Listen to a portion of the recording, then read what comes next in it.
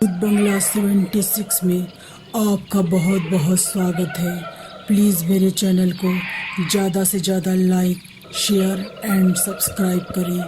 कुछ चीज़ें या कुछ गहरे काले डरावने राज जो कि विज्ञान और तर्क की दुनिया से परे होते हैं, जिस पर न चाहते हुए भी हमें विश्वास करना पड़ता है, तो मैं आज आपको ले चलती हूँ जिन और जिन्नातों की एक अलग ही दुनिया में।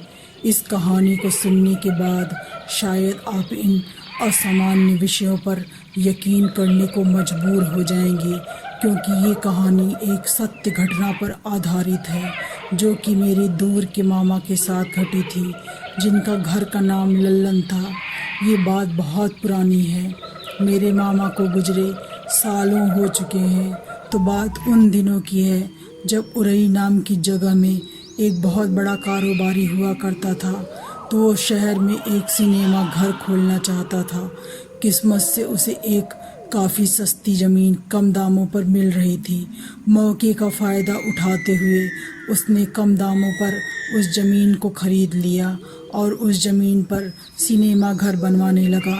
एक रात उस कारोबारी के साथ कुछ ऐसा घटा कि उसे एक बहुत भयानक सपना आया, जिसमें कई डरावने आकार के भारी भरकम शरीर के अजीब साए उनसे कह रहे हों कि जो ज़मीन तुमने खरीदी है वहाँ हमारा बसेरा है, वहाँ हमारा राज है, वो हमारे रहने की जगह है। तुम उस ज़मीन पर सिनेमा घर मत बनवाओ, वरना तुम्हारी तबाही का दौर शुरू हो जाएगा। सपने में उन रहस्यमयी अनजान ताकतों की चेतावनी को अनसुना करते हुए उसने सिनेमा घर बनवाना शुरू कर दिया। और बनवाता भी क्यों ना, क्योंकि वह ज़मीन तो खरीद ही चुका था। कुछ सालों बाद वहाँ एक सिनेमा घर बनकर तैयार हो गया।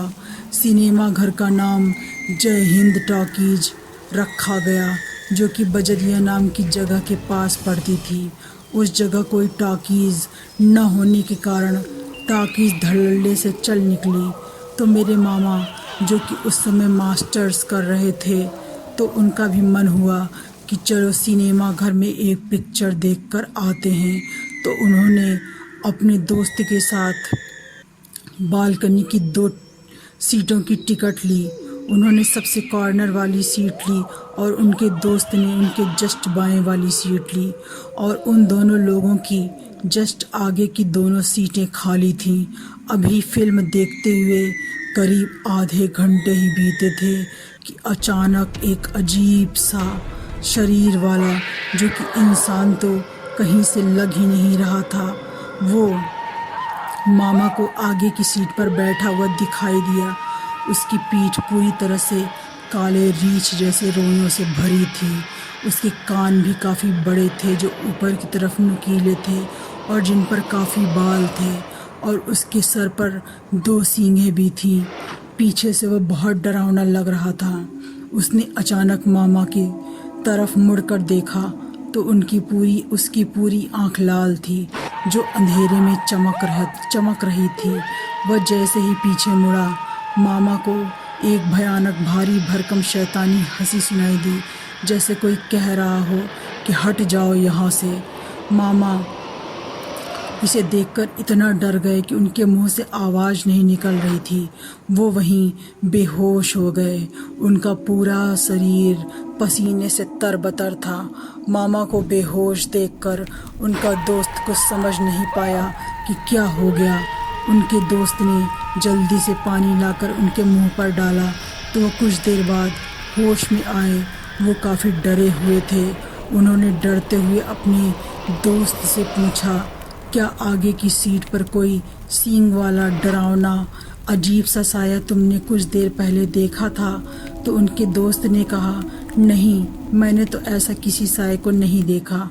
फिर उनके दोस्त ने उन्हें घर छोड़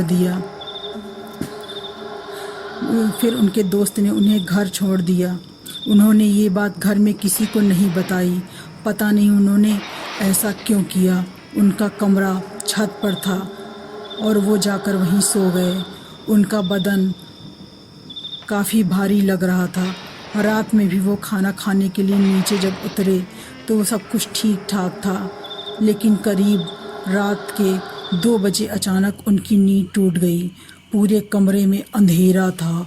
जिस पलंग पर या जिस बेड पर वो सोए थे, उनके पैरों के पास उन्हें 2 लाल चमकती हुई आंखें दिखाई दी और उनके पैरों के तलवों पर मानो कोई लंबे नुकीले नाखून फिरा रहा हो। वो बहुत तेज चीखे। कमरा छत पर होने के कारण उसकी चीख कोई सुन नहीं पाया और डर के कारण वो वहीं बेहोश हो गए। सुबह जब नानी छत पर उन्हें चाय देने गई तो उन्होंने देखा कि मामा कमरे में एक कोने में चुपचाप बैठे थे और उनके पूरे कमरे में बहुत ही तेज फूलों की सुगंध आ रही थी। जैसे ही उन्होंने नानी की तरफ देखा तो उनकी आंखें पूरी तरह लाल थीं। पूरा कमरा फूलों की महक से भरा था और उनके पास से भी फूलों की तेज खुशबू आ रही थी।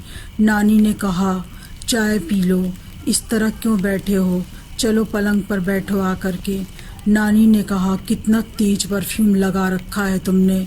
वो कुछ नहीं बोले। नानी ने अचानक उनका माथा छुआ तो उन्हें तेज बुखार था। ना दवा देने के बाद भी बुखार उतरने का नाम नहीं ले रहा था। नानी मामा के कमरे में ही उस रात सो गईं तो नानी ने सपना देखा कि उसमें कुछ अनजान साए उनसे कह रहे थे कि तुम हमें अपना बेटा दे दो, हम तुम्हें बहुत सारे हीरे जवाहरात देंगे। और उन्हें बेशकीमती हीरे जवाहरात सपने में दिख रहे थे। जब नानी जगी तो कमरे की छत पर भारी भरकम कदमों की आहट सुनाई पड़ी, जैसे कि कमरे की छत पर कोई टहल रहा हो। आधी रात को छत पर कौन हो सकता है, यह सोचकर नानी छत पर बाहर निकली तो उन्होंने कमरे की छत पर देखा तो वहाँ कोई भी नहीं था। 3 दिन बाद मामा का बुखार उतर गया, लेकिन ये सब चीज़ें 3 रातों तक नानी को दिखाई देती रहीं। मामा अपने में ही बातें करते रहते, वो हमेशा गुमसुम रहते। जब भी नानी मामा के पास जाती तो उनके पास से असरफियों की थैलियों की खनकते की आवाज़ें आती। कुछ दिनों बाद मामा की परीक्षाएं थीं। उन्होंने कोई पढ़ाई नहीं की थी, फिर भी वो पेपर देने की जिद करने लगे। बाद में पता चला कि वो सारे पेपर तो उर्दू में कराए थे। हिंदी माध्यम से होने के कारण उन्हें फेल कर दिया गया। वो अपनी बहनों से भी कहते थे कि मैं जो प्रश्न तुम्हें बताऊंगा वो पेपर में ज़रूर आएगा, और वो पेपर में ज़रूर आता था। और उस समय उनकी आंखें अक्सर लाल हो जाया करती थी। एक दिन उनका सिनेमा घर वाला दोस्त घर आया तो उसके काफ़ी अच्छे नंबर आए थे, जबकि मामा टॉपर स्टूडेंट थे अपने कॉलेज के। और जब उनके दोस्त को पता चला कि वो उर्दू में पेपर कर आए हैं तो उन्हें शक हुआ। उनके दोस्त को जब नानी ने सारी आप बीती बताई तो उनके दोस्त ने बताया कि लल्लन सिनेमा घर में एक भयानक अजीब सींग वाले साए को देखा था, जिसके कारण वे बेहोश हो गए थे। क्या ये बात लल्लन ने आपको नहीं बताई? तब नानी का माथा ठनका। उनका पेपर उर्दू में करके आना और डरावने सपने आना कोई सामान्य बात नहीं थी। मम्मी बताती हैं कि मामा दिन ब दिन पतले होते जा रहे थे, जिसे देखकर नानी बहुत परेशान थी। किसी से पता करवा कर पहुँचे हुए एक मौलवी साहब को घर बुलवाया गया। नानी ने उन्हें मामा और अपने साथ घटी सारी बातें बताई। फिर उन्हें मामा के कमरे में ले गईं। जैसे ही मौलवी साहब कमरे में घुसे, वैसे ही एक खुशबूदार हवा का झोंका निकला। उन्हें ऐसा लगा जैसे किसी ने उन्हें तेज धक्का मारा हो।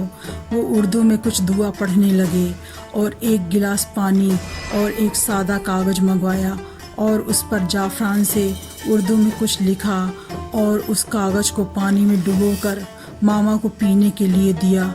दूसरे दिन वो एक ताबीज़ और कमरे में टांगने के लिए उर्दू में कागज़ पर लिखी हुई कोई वजीफ़ा लेकर के आए। जब मामा को जाफ़रान वाला पानी पिलाया गया तो मामा भारी सी आवाज में बोले, नहीं छोड़ूंगा मैं तेरे बेटे को, मैं इस पर सिनेमा हॉल से ही आशिक हूँ। बहुत नेक दिल है तेरा लड़का, इसके बदले तू जितने भी ही जीरे जवाहरात मुझसे मांगेगी मैं तुझे दूंगा। कमरे का सारा सामान तितर बितर हो गया। जैसे ही वो जंतर गले में डाला गया वैसे ही मामा ने इतना भारी बेड ही पलट दिया। कमरे के सारे सामान हवा में तैरने लगे। लेकिन मौलवी साहब ने भी ठान रखा था कि जाफरान वाले पानी की आखिरी खुराक पीते ही वो ठीक हो जाएंगे। मौलवी साहब ने वो पानी किसी तरह मामा को पिलाया। जैसे ही वो पानी मामा ने पिया, मामा इतनी जोर से चीखे मानो कान के पर्दे फट जाएंगे। चीख के साथ ही नानी और घर के सब लोगों को जिन्न का दाहिनी तरफ का पूरा पैर दिखा, जो काले रीछ जैसे रोइयों से भरा हुआ बहुत भयानक लग रहा था, और पैर के नाखून बहुत काले और मुड़े हुए थे, और उस जिन्न की आधी जांघ काले कपड़े से ढकी हुई थी। नानी वो सब देख करके बेहोश हो गई। जब नानी उठी तो जिन्न मामा का शरीर छोड़ चुका था और वो एक गहरी नींद में चले गए थे। उसके बाद से सब घर में ठीक हो गया। शुक्र है उन मौलवी साहब का जिन्होंने मामा को ठीक कर दिया। उस टॉकीज के उस कोने वाले हिस्से पर जिन्नों का बसेरा था। कई लोगों ने उस टॉकीज पर जिन्नातों का साया होने की बात कही थी, और अब वो टॉकीज बंद हो चुकी है। तो आज के लिए बस इतना ही। मिलते हैं अगले हफ्ते एक नई कहानी के साथ।